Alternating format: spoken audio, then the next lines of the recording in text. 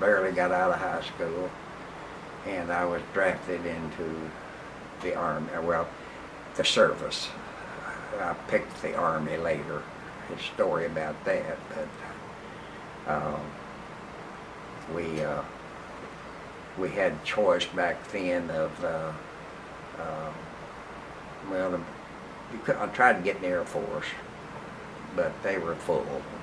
You had to take tests and everything, and the other was Marines or Army or Navy. Well, I had always wanted to, I thought, be in the Navy. And I thought, well, you know, ride around in ships and everything like that.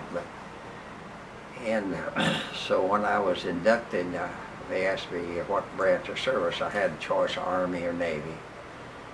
I told them I'd take Navy. And so I went to a waiting room. We hadn't been sworn in yet. And my conscience started getting the best of me, because my dad didn't want me to be in the Navy. He was afraid of me being on the ocean. I'm not sure he even seen the ocean before, but he didn't want me to enlist in the Navy. So my conscience got the better of me, and I went back to the person that we had to see, and told him that I wanted to change my preference to Army, and I could do that because I hadn't been sworn in. And he said, "You'll be sorry." And I was for a long time. I didn't know anything at all, hardly, except that I knew that there was a war going on, and Hitler was one of the main culprits, but everyone wanted to go. There was no one that didn't want to go into the service. Everybody wanted to go into service, and if they were turned down, they were a very sad person. I was assigned to the infantry, and it was tough. I mean, we went through all kinds of obstacle courses, hikes, and just about everything you could think of that they put you through, and carried all kinds of heavy equipment and all of that, and slept on the ground, and it was supposed to be tough, and it was. We were designed to go over as a division together, without breaking up. A lot of divisions breaks up for replacements and so forth and so on, but unfortunately they needed replacements all over, and so they decided to break our division up and send us to various places as replacement personnel. So that's what we run into. We didn't go over as a division together. We went as dependent where they needed you. My best friend, which was Bob Lustig, and the way I met, it's interesting, I think, the way I met him is as we were going overseas. Now, they didn't tell us where we were going until we was about a week out on the water. But the entertainment on that ship happened to be boxing, and I was watching these boxers, and there's one guy there that just destroyed everybody he met. They just wasn't no competition for him at all. And I thought to myself, that's be a guy that I need to be close to. I need to know that guy. And so we became good friends and went through a lot of the whole military together. And so that's how I met him. And but it's one of the best choices I made when I got to be friends with him. I went into Ora Bay, New Guinea first. Excuse me. And then I went to from there to Finchhaven. And that was nothing but rain and mud. It was strictly mud. They gave us a cot that we could sleep on. You put it on the ground and it sank all the way to the canvas. So you slept on the canvas, but it was solid on the mud. So that's how bad it was there. I deciphered, decoded classified documents, and I helped set up advanced headquarters just behind the invasion troops. We'd set up headquarters there. The way I got detached from the infantry was when I was going overseas. The sergeant that was receiving us as we went on the ship was telling us where we were going to go. And, well, what kind of a unit we were going to go. He says, I said, well, he said, what have you done? And I said, well, I'm a clerk typist. And I took a school like that, some of it. And he said, your record doesn't show that. It shows that you're an expert rifleman and infantry. I said, well, no, I'm really not. I'm a clerk typist, what I am.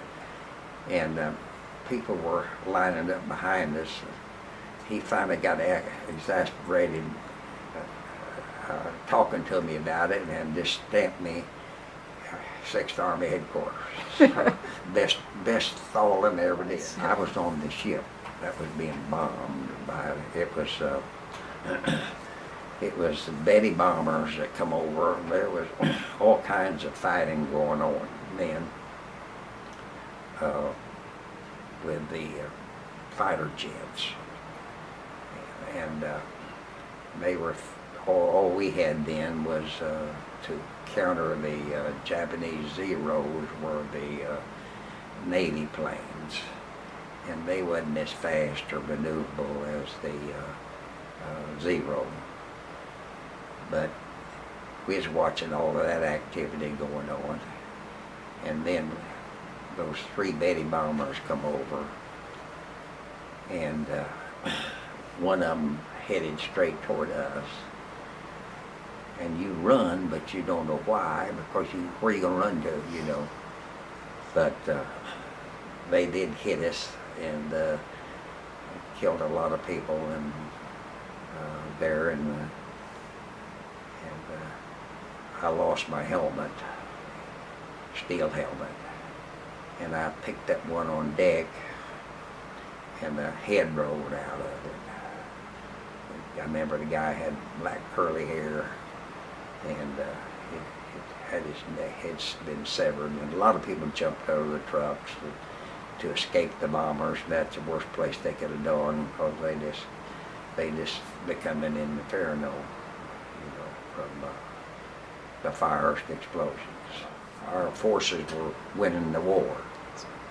We were on the offensive, and they were on the defensive.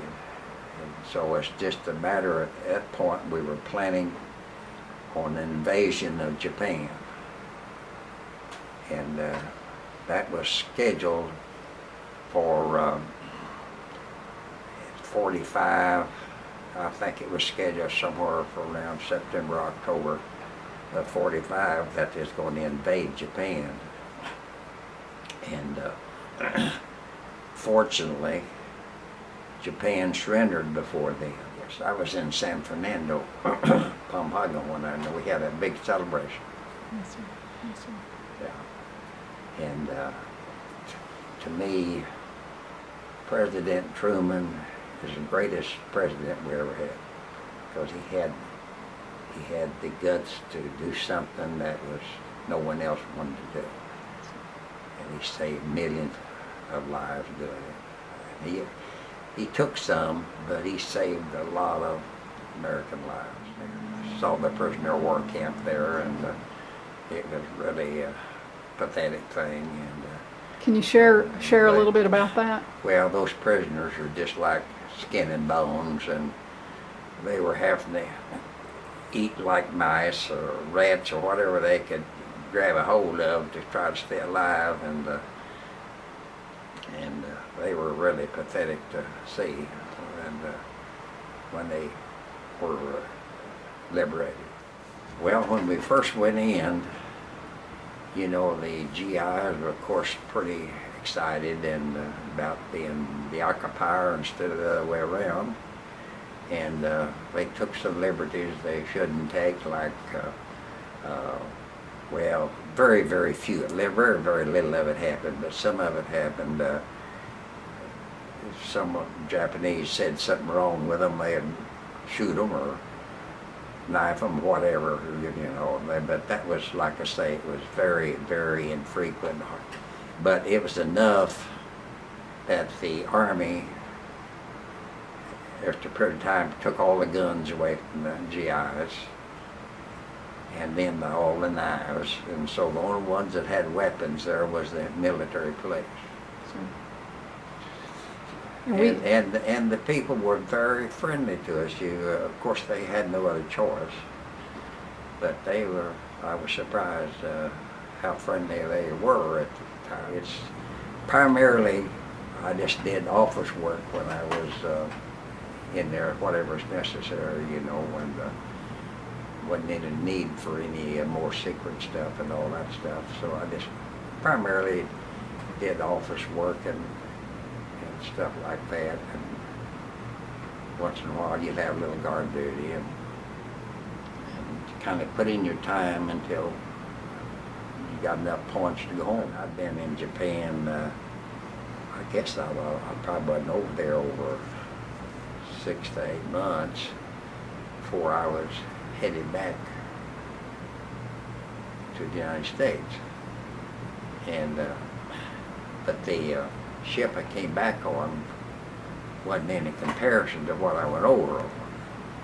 It was a luxury liner called a SS Lurline, Lurline, and they had converted it to a troop carrier. They had taken some of the luxuries out of it, you know, but it was luxury compared to what I had. I wouldn't take $1 million to do it again, but I wouldn't take $1 million for the experience I had doing it. Well, we had the GI Bill, so I could go to the university at Fayetteville, which I started, and I went one semester.